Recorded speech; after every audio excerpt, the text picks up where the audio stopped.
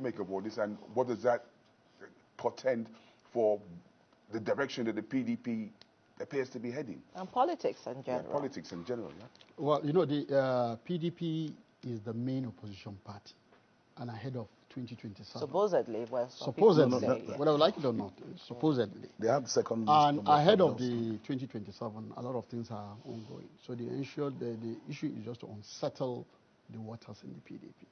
Of course, we know the position of Wike. We also know the position of what the Atiku comes doing, Bala Mohammed. A lot of people are coming. So their interest lies there. The interest lies there. Okay. I find it very, very absurd for the board to come up now and say, no, we don't recognize it. Like my friend said, it's not in your power to recognize or not to recognize. You're supposed to play the elderly role. As advisory. As advisory. Purely advisory. Now, if you come up and say, oh, you are doing this, meaning you've taken side.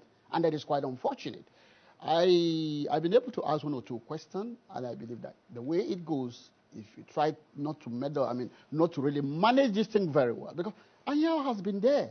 He's done so many things. You cannot say what he's been doing in the past should just be thrown out. Because at the end of the day, you have a problem.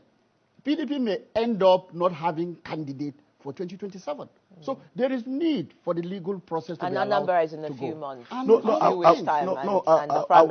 I will even quickly add, yeah. The PDP constitution prohibits party officers from holding dual positions.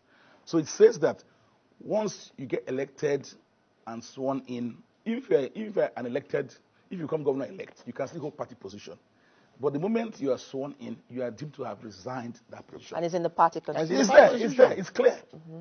You are prohibited, ambassador, minister, whatever you are. Once you become, it happened to the APC, the current minister of Agric.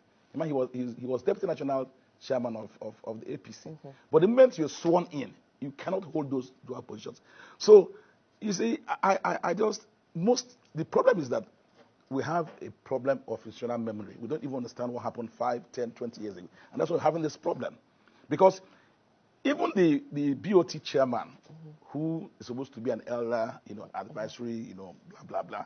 A few months ago, he campaigned for a rival candidate in his state. He campaigned for Governor Oti. He said that there was no point for PDP to actually produce a candidate, because that Oti was doing Which is anti-politics for the PDP. Anti-party. Who does that? Who does that? So, the same person now comes to talk about, and I even tell us this.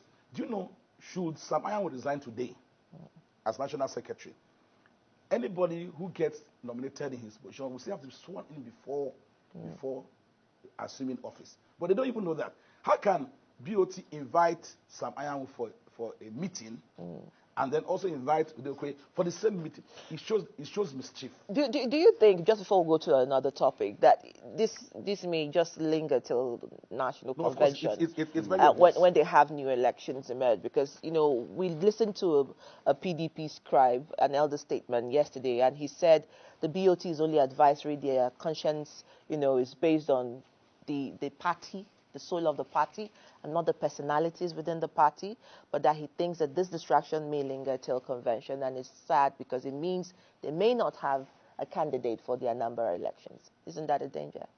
Well, I think the crisis may linger because both sides are not willing to let go.